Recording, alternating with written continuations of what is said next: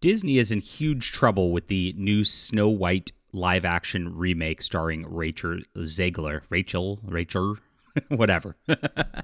I'll fix it and edit. And you can see that the mainstream media is already going out there trying to run defense for this by saying some people are very grumpy. But the problem is nobody wants this. Nobody likes this, just like every other diversified remake where they try to bastardize classic stories that people love. And the people are just fed up with this, is what it's coming down to. As much as NPR tries to say something about it and tries to say that this is going to be fine and everything's great, it's really not. It's getting ratioed on its trailer. People are saying this is looking terrible. And there's other big mistakes that Disney's making in doing this that are just going to be so cringy. We'll have to get into this in just a moment.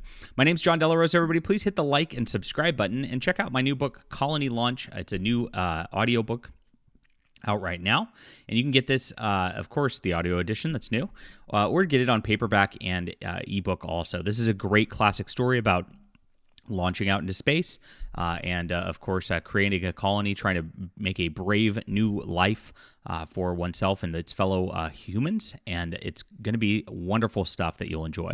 So grab this in the description below. Thank you guys so much for the support. We've had a huge launch for Colony Launch. And please hit the like and subscribe button as we talk about the news of the day here. So, as usual, these articles start off with just like such cringe. Hi-ho, hi-ho, it's off to online uproar factory we go. My gosh. Crazy stuff. They always try to do these like cutesy, punny type of things when they try to do these articles, and it just comes across terrible and unprofessional in my opinion. But that's why people don't really read NPR anymore. So the teaser trailer's out as it says. The movie's going to be coming out March 25th, 2025. First glimpses of Zegler singing Whistle While You Work and Gal Gadot talking to her mirror in this, and it's written by Greta Gerwig, who's the new darling of Hollywood right now. And they're trying to say this is a good thing. And they do talk about the controversy. One, Snow White, who's not white enough. Who's the fairest of them all? Fairest is a term that not only implies beauty, but it implies not being tan. Fair-skinned is a thing, and that is what it implies. And so when you look at this, it doesn't look like Snow White. It looks like a bastardization of Snow White, and that's a problem they have for the story.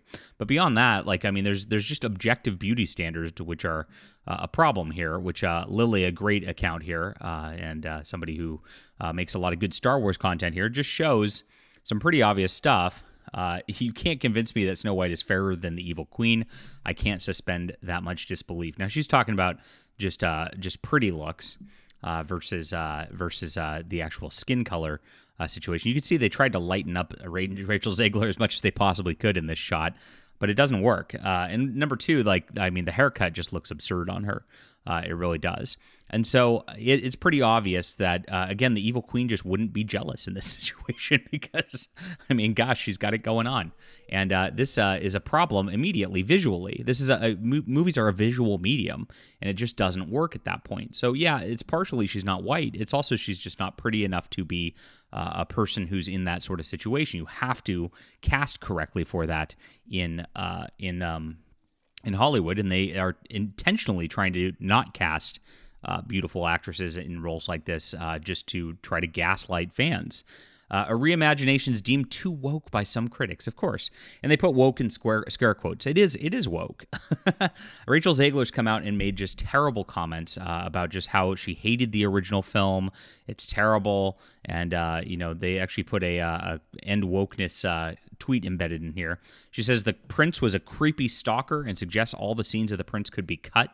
And this is a problem when she's trying to promote this kind of movie. They said that this is going to be a reimagining of the movie where it's not going to be, her being rescued by the prince. It's going to now be her who knows doing what. Obviously that's not going to go well because, again, it just rings false with the storytelling.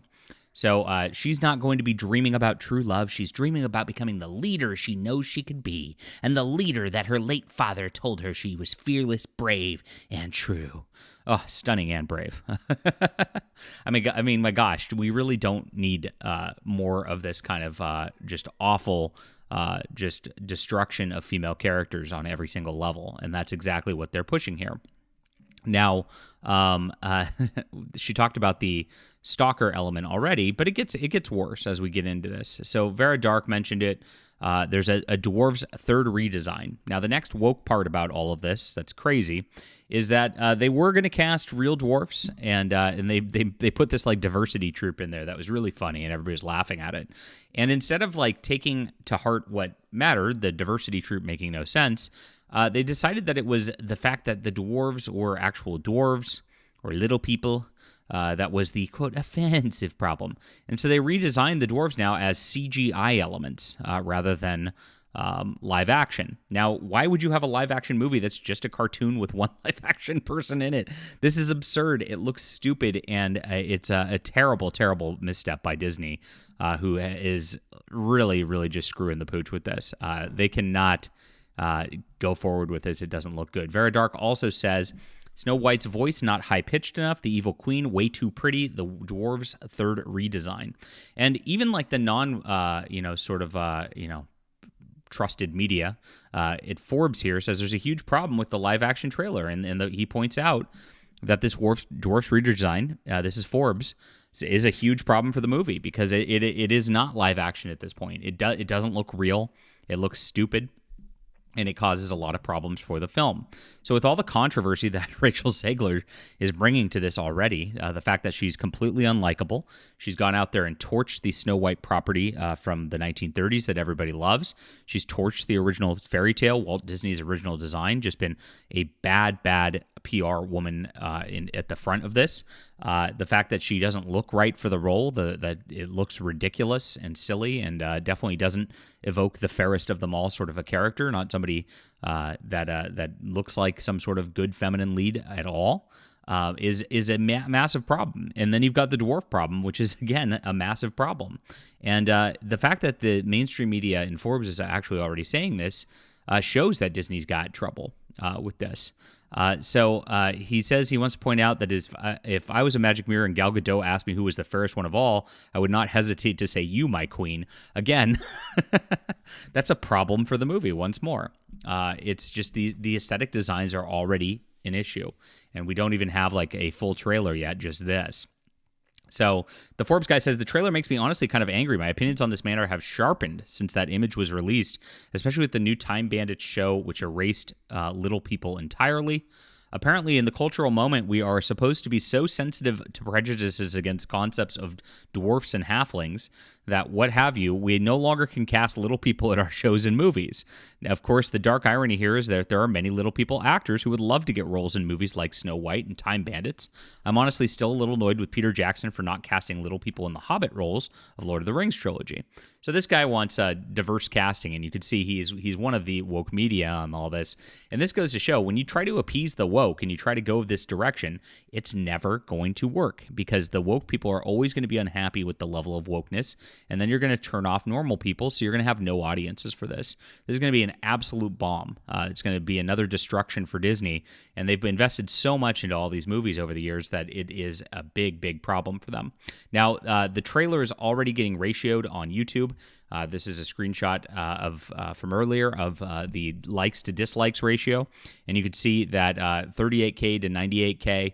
It looks like that this movie has more than 2-to-1 of audiences rejecting it already at this state of things. And it's because there's been a long lead up to this where they've made way too many PR blunders already. It's one of those situations where it's like, look, we get you made the movie. And if you watch the trailer, they really downplay Rachel Zegler in it, which is really funny.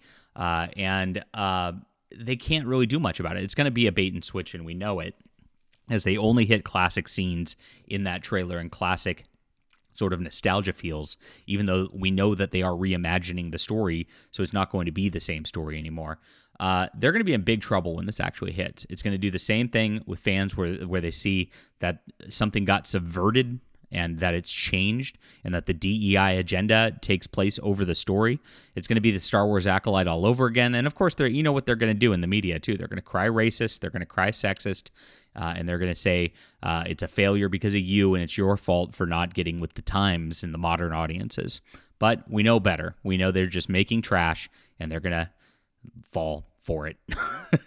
All right. Leave a comment down below with what you think about this. Hit the like and subscribe button. Make sure to check out my new book, my new audiobook at least, Colony Lunch, which is in the description below. Thank you guys so much. We'll be back soon.